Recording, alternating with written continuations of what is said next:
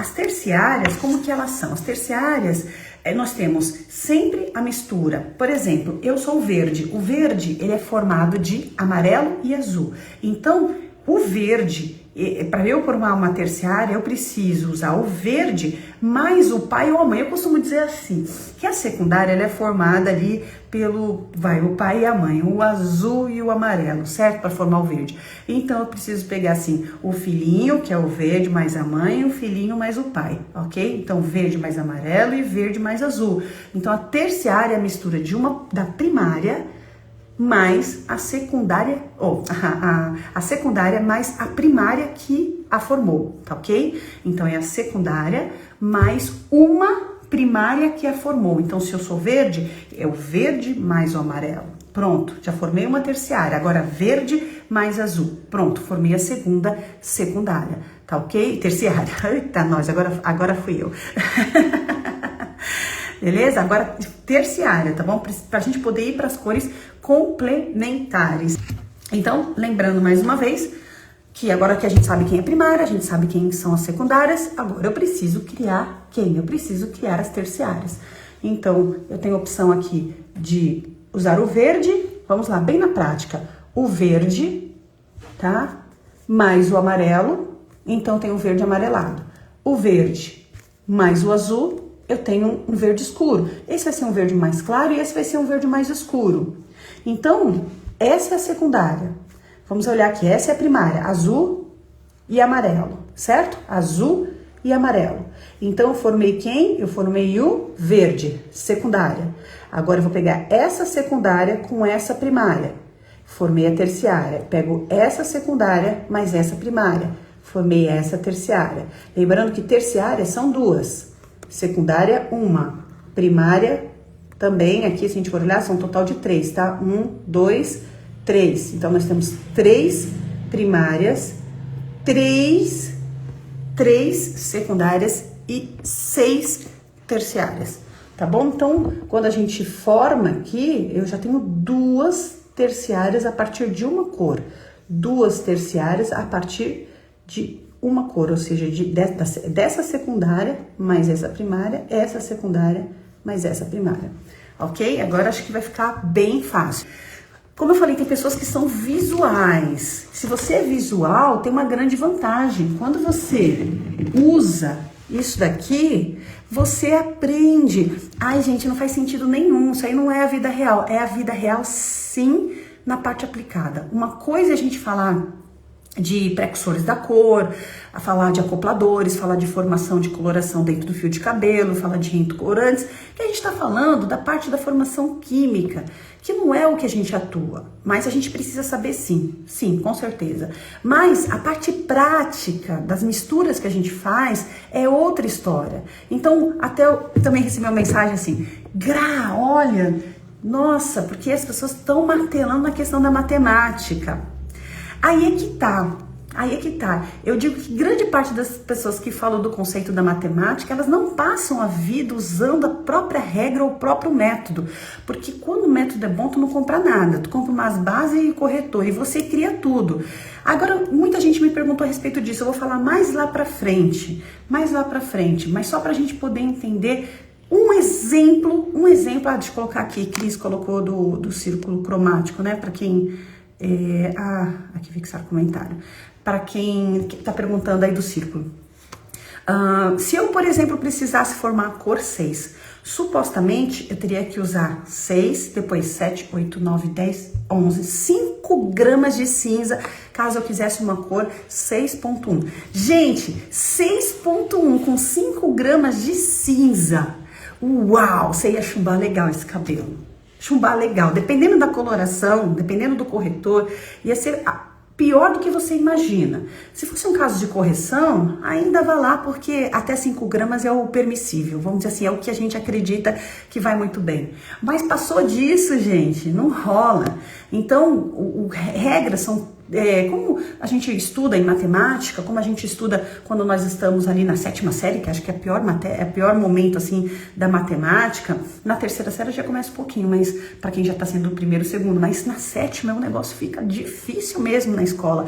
E daí em diante são cálculos e cálculos. Então ela nunca muda, ela vai servir para tudo. Regra de 3 que a gente usa inclusive a aplicação de joules de alta frequência, olha, de laser de baixa, né, de baixa intensidade, a gente usa, e para poder aplicar joule, essa quantidade de laser de baixa intensidade, a gente faz uma regra para poder fazer o cálculo de quantos minutos. Então assim, matematicamente falando, tudo tem que ser exato e dar certo, e não existe, para isso dá, para isso não dá. Então, mais uma vez, reforçando, que quando você entender os conceitos das misturas das cores, porque a gente trabalha com a ciência, tá? Além da ciência, o que a gente faz na parte do nosso dia a dia é a arte, é o artístico. Então o artístico, ele não vai ignorar a ciência, ou seja, a composição química. Ele não vai ignorar, por exemplo, os acopladores, os precursores da cor, o peróxido de hidrogênio, não vai nada disso. No nosso caso, a gente não foca nisso, porque quando a gente fala de direct color, no nosso efeito, que é o overdose color, a gente está falando de um pigmento que é uma semi-permanente que já dá um resultado sem a necessidade de precursores da cor e acopladores. A gente está falando de uma cor direta. Então, se a cor ela é direta, esse estudo ele é perfeito. Então, quando eu uso técnica artística, ou seja, a técnica de mistura de primárias formando secundárias, formando terciárias, a coisa se transforma, ela é muito mais simples. Gente, colorimetria é simples. Quem está complicando a sua mente, pare de assistir aquilo que complica a tua mente. Porque eu vejo pessoas dizendo, ai, Gra, mas é que eu tô assistindo aquele e tá ficando complicado, porque você tá se permitindo. Gente, não tem como a gente aprender usando, por exemplo, você tentar encaixar uma peça do quebra-cabeça do vizinho no meu quebra-cabeça. Ou pegar peça do meu quebra-cabeça na imagem do outro. Cada quebra-cabeça tem as suas peças e cada um sabe a peça que vai te entregar para que você consiga enxergar melhor esse desenho. Então, preste atenção, é muito difícil a gente tentar, por isso que a gente fala que pessoas que são guiadas por cegos, às vezes você não percebe, mas você está sempre dando voltas e sendo guiados por cegos, porque nem sequer muitas das pessoas que falam de algumas regras, aplicam essas regras no seu dia a dia, aplicam de verdade. Por exemplo, eu falo de double brush, mas eu aplico double brush. Eu falo de brush push, mas eu uso brush push. Puxa, eu uso. Por quê? Porque é um método que eu criei, mas que eu sei que dá resultado e deu resultado para muitas pessoas. E todo mundo que usa fala, Gra, mudou. A Mônica, inclusive, mandou uma mensagem muito linda. Mudou, eu consegui chegar no resultado. Quando eu falo que você vai fazer uma mecha em 3 horas, eu tenho certeza. Não porque eu sou e eu faço, é porque eu sei que com o método que eu vou te ensinar, você chega numa técnica de loiros em menos de 3 horas. Ou melhor, você está entregando em 2 horas, 2 horas e 15. E vocês viram que a gente conseguiu entregar dentro desse período, em 1h30, 1h40. Então, gente, mais uma vez, a gente precisa entender que aquilo que é dito tem que ser aplicável. E aplicável não é para uma situação ou outra, tem que ser para diversas situações, tá ok? Então, nas cores complementares, como a gente comentou, Gra, porque eu tô vendo aqui, e nessas cores complementares, na parte de cor, quando a gente fala de terciárias, né, eu aprendi que eram cores complementares. Mais uma vez, você vai ficar confuso se você continuar tentando encontrar ali, né? Às vezes eu acho, vou contar uma coisa aqui. Às vezes eu vejo o pessoal da área da beleza muito parecido com aquela pessoa que tá perdida. Vou falar assim, não tem nada a ver, mas isso é uma comparação em relação à religião, espiritualidade, né? Tem pessoas que estão tão perdidas que hoje elas estão ali em busca, ela não sabe ainda o que ela quer, então ela cada dia está numa religião diferente, tentando se encontrar e não se encontra, né? E tá aqui, daqui a pouco tá ali, daqui a pouco tá lá, enfim, toda misturada. Chega no salão dela, tem o Buda, tem o elefante de costa, tem uma espada de São Jorge, aí tá ao mesmo tempo tá a Bíblia aberta. Então, gente, é difícil, você tem que saber para onde você quer ir, senão fica complicado. Então, Então eu vejo muita gente na colorimetria querendo abraçar o mundo e não dá. Ó, é pequenininho, tá? Não dá. Então você tem que saber exatamente o que você quer para você chegar no resultado. Aí se você vem para cá, eu te falo que é terciária, e depois você vai para outro lugar e fala que é terciária, ela já é cor complementar, aí vai confundir mesmo. Aí imagina, né? Ruim. Assim, imagina que algumas pessoas ficam até estressadas com algumas pessoas que participam da live, porque as perguntas que chegam acabam sendo divergentes. Então, cor complementar. Cor complementar, gente, é sempre... Escrevam aí. Cor complementar é a cor primária faltante. Cor complementar é a cor primária faltante. Anote isso. Tá bom? Então, cor complementar é a cor primária que está faltando. Terciária, agora a gente já sabe que é a secundária mais a primária. Então, como é que eu posso, né? Aqui, deixa eu virar para este lado, esse lado mesmo que eu tô tentando usar tudo aqui para vocês. Aqui. Eu acho que aqui vai ficar bom isso. Nessa posição eu consigo mostrar bem. Por exemplo, deixa eu fazer o giro. Vou deixar bem no vermelho. Isso, a setinha aqui bem no vermelho, que vai ficar bem legal. Por exemplo, eu tenho um cabelo amarelo, certo? Eu vim e apliquei, o cabelo está amarelo, loiro. Eu vim e apliquei azul, não o caso do, por exemplo, um overdose color, o semi-permanente. Não, tô falando de coloração. E eu aplico. Olha o que vai gerar de resultado. Vai gerar quem? O verde, certo? Gerei aqui o verde.